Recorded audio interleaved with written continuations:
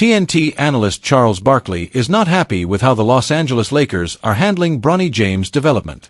Despite some solid performances from the young guard, Barkley believes Bronny should be spending the entire season in the G League instead of sitting on the Lakers bench.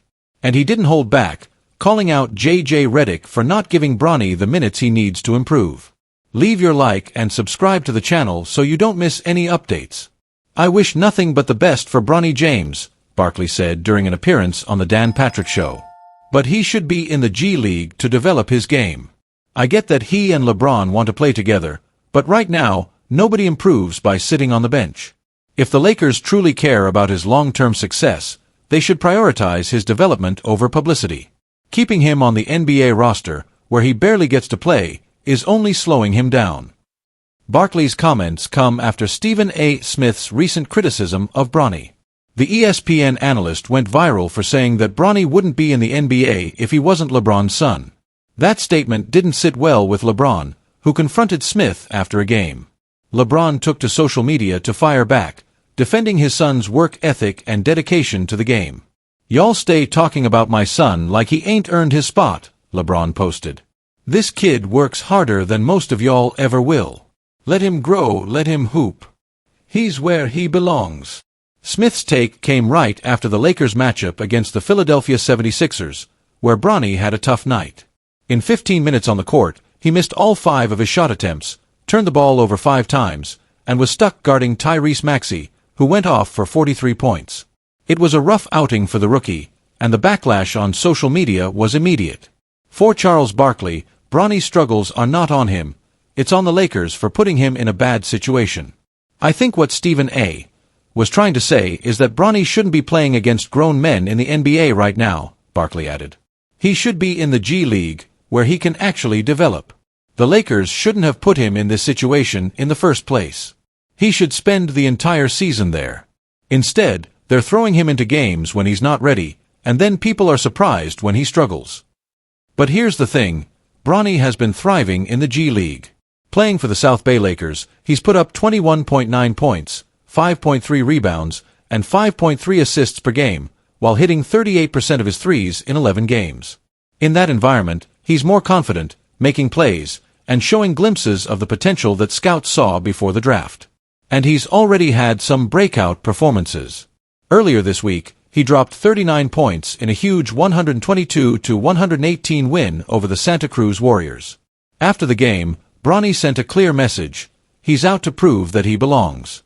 "I just want to show everyone that I belong in the NBA," Bronny said. "That's all I'm trying to do. A lot of people doubt me, but I show up, work every day, try to improve, and prove myself. It feels great to silence the critics and keep moving forward." Even with his strong G League performances, the debate over Bronny's place in the NBA continues. Some analysts believe the Lakers should have left him in the G League for a full season before even considering calling him up. Others argue that the Lakers' decision to give him limited NBA minutes is part of a bigger plan to ease him into the league gradually.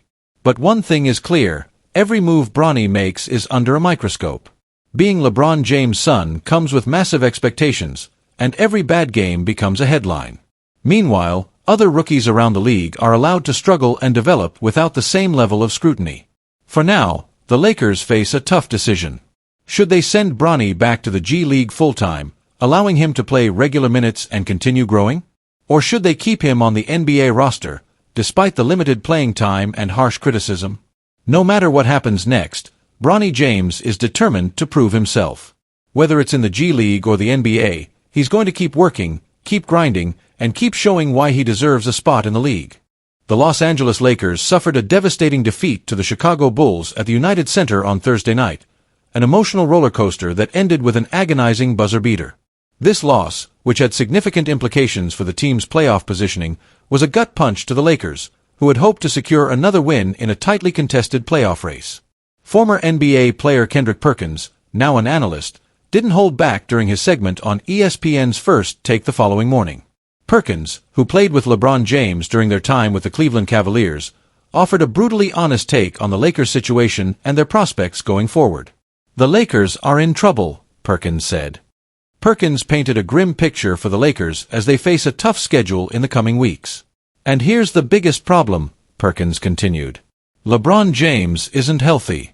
I think he's probably around 70 or 75%. So, again, we're talking about a time when you're supposed to be peaking for the postseason, and the Lakers are trending backwards.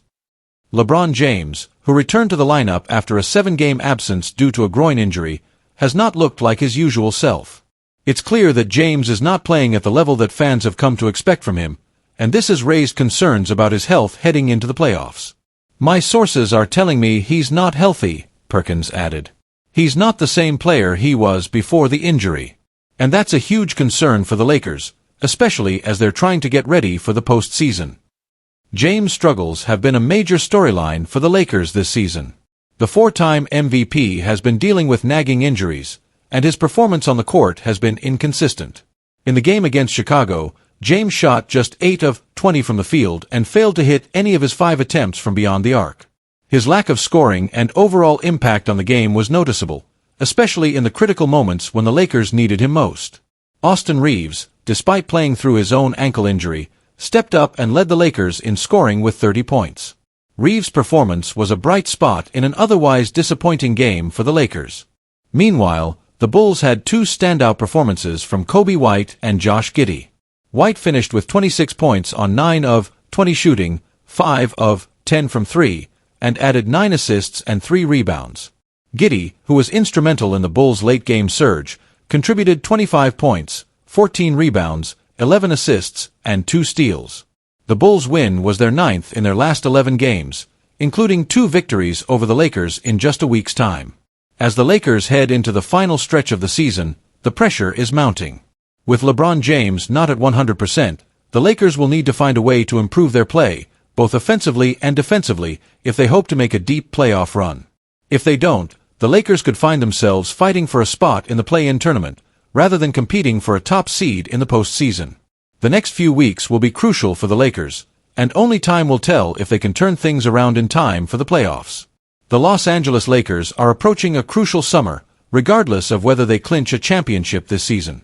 Their overarching goal remains the same, to rebuild and strengthen their roster around Luka Doncic, with the possibility of also keeping LeBron James on board for the long term. Despite the Lakers having a solid season, it's clear that their roster still has significant weaknesses that need to be addressed if they're going to contend for the title next season. The off-season is their chance to fix these gaps and make sure they are in the best possible position to challenge for the championship. One of the biggest issues that need to be dealt with is the Lakers' front-court depth. While players like Jackson Hayes have shown promise in certain stretches, the Lakers need a more dominant, consistent presence in the paint to truly be a contender for a championship. This is where a player like Clint Capela comes into play as a potential key addition. Clint Capela, the towering center for the Atlanta Hawks, has been a frequent subject of trade rumors this season, and now, heading into the offseason, it's looking increasingly likely that he might be available in free agency. According to reports from Michael Scotto of Hoops Hype, there is growing speculation that Capela could part ways with the Hawks this summer and potentially sign with a new team. This expectation arises in part from the fact that Capela lost his starting role to Onyeka Okongwu earlier this season. On top of that, Capela was involved in trade talks leading up to the trade deadline. This has led many to believe that Capela is on the way out of Atlanta and could sign with another team as an unrestricted free agent once the offseason rolls around. Though Capela's statistical output has dipped slightly this season, it's important to understand that this doesn't necessarily reflect a decline in his overall ability. He's been limited to just over 21 minutes per game, primarily coming off the bench, but despite this reduced role, Capela still managed to average 8.9 points, 8.5 rebounds, and 1 block per game on a very efficient 55.9% shooting from the field. His reduced minutes may account for the slight decrease in production, but it's clear that Capela is still a capable player when given the opportunity. Injuries have also played a part in limiting Capela's playing time this season. He has been dealing with a ligament injury in his left hand, which has caused him to miss some games and further limited his impact on the court. That said, Capela has been fairly durable in previous seasons, playing 63 or more games in each of the past 4 seasons. This injury, while a concern, is likely a temporary setback and doesn't necessarily signify a long-term problem. When healthy, Capela remains a reliable defensive presence and one of the best rim protectors in the NBA.